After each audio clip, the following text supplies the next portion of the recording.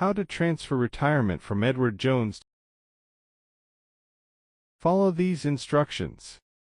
Contact the new financial institution where you want to transfer your retirement account for rollover instructions. Open a compatible retirement account, like IRA to IRA, at the new provider before starting the transfer process. Request a direct rollover to avoid taxes. Edward Jones sends funds directly to the new provider, not you. Fill out the transfer or rollover paperwork from Edward Jones and your new provider with accurate details.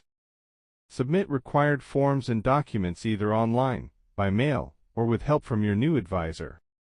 Wait for the transfer to complete.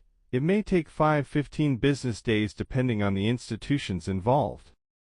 Once transferred, review and reinvest the funds to match your retirement strategy and future goals. Thank you for watching.